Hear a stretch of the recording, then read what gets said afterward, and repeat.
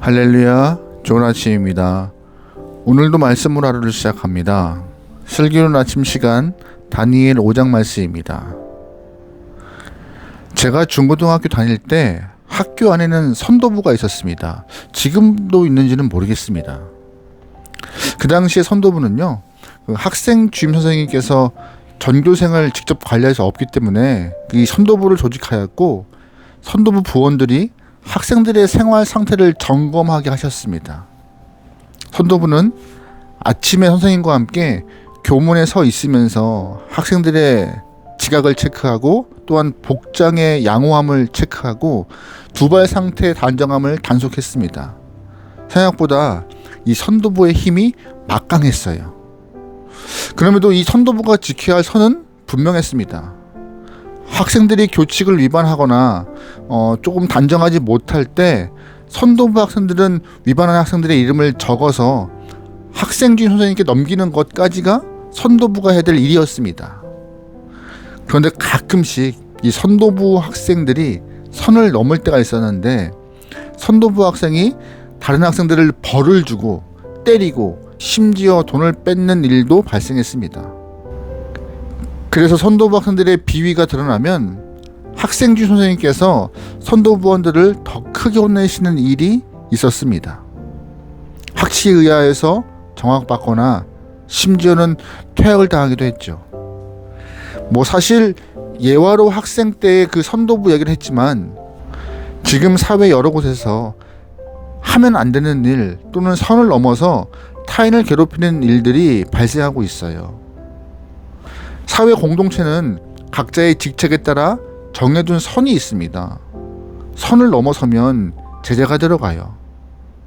하나님께서도 각자에게 주신 인생의 것이 있습니다. 다 위임받은 것이고 맡김받은 것인데, 그런 것들을 잘 선용하여서 성도들은 하나님의 영광을 드러내야 합니다. 하지만 그 위임받은 우리가 선을 넘어서 하나님의 위치에 오르려 할 때, 하나님은 그 진노의 지팡이와 막대기로 우리를 다스리는 경우도 있죠. 여러분, 말씀을 잘 보실 때 오늘 그런 부분이 좀 드러나요. 오늘 본문에 등장하는 바벨론의 벨사살 왕이 바로 그런 사람이었습니다. 오늘 말씀을 통하여서 신앙인으로 지켜야 될 선, 겸손, 또한 교만함이 없는지 스스로 잘 파악하시면서 주 앞에 칭찬받을 수 있는 귀한 영혼 되면 좋겠습니다. 오늘 본문에 등장한 벨사살은 아버지 느부갓네살보다 지혜로운 사람이 아니었어요. 그는 귀족들 1000명을 불러서 잔치를 베푸는데요, 잔치 자리에서 하면 안 되는 일을 하게 됩니다. 2절 말씀이에요. 벨사살 왕은 술을 마시면서 명령을 내려서 그의 아버지 느부갓네살 왕이 예루살렘 성전에서 가져온 금그릇과 은그릇들을 가져오게 하였다.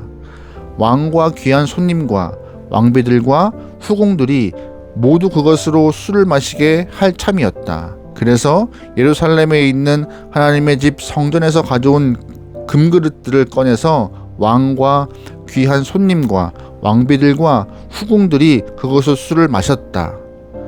그들은 술을 마시고서 금과 은과 동과 철과 나무와 돌로 만든 신상들을 찬양하였다. 아멘. 아버지 느부갓네살 왕 때는 강력한 중앙 집권 체제로 인하여서 나라가 통치되었는데, 왕권이 아들인 벨사살에게 넘어가면서부터 귀족의 권위와 힘이 더 강해졌습니다. 벨사살은 귀족과 권위자들에게 잘 보이기 위하여서 그들을 불러 잔치를 벌였죠. 하지만 이 자리에서 귀족들은 자기들의 목소리를 내기 시작합니다.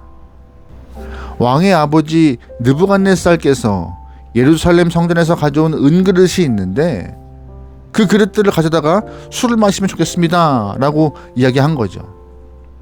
그때 벨사살 왕은 귀족들의 청을 뿌리치지 못하고 예루살렘 성전에서 가져온 그릇들을 가져오라 명령해요.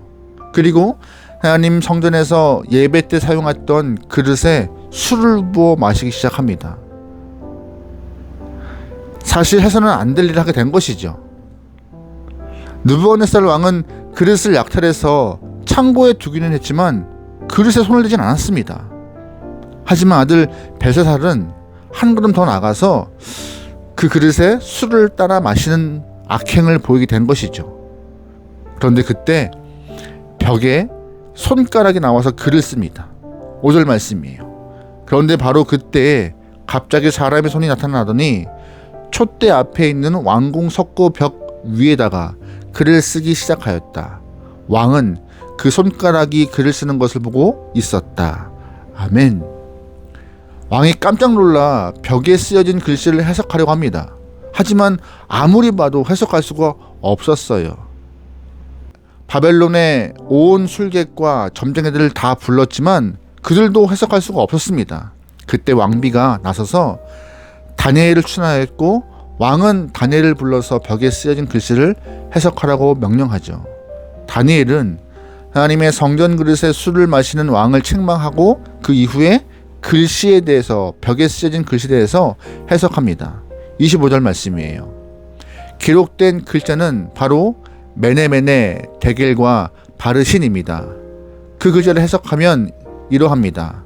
메네는 하나님이 이미 임금의 나라의 시대를 계상하셔서 그것이 끝나게 하셨다는 것이고, 데겔은 임금이 저울에 달리셨는데 무게가 부족함이 드러났다는 것이고, 바르신은 임금님의 왕국이 둘로 나뉘어서 메대와 페르시아 사람에게 넘어갔다는 뜻입니다.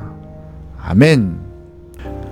하나님께서 왕을 세워보시고 부족함이 보였기 때문에 왕의 나라는 나누어질 것이고 다른 사람에게 주어질 것이라 다니엘이 해석한 것이죠. 그날 밤 벨사살 왕은 죽임을 당하고 왕권은 다른 사람에게로 넘어가게 되었습니다. 비극이죠. 오늘 이 말씀이 우리에게 주는 교훈이 무엇입니까? 하나님을 인정하는 것입니다.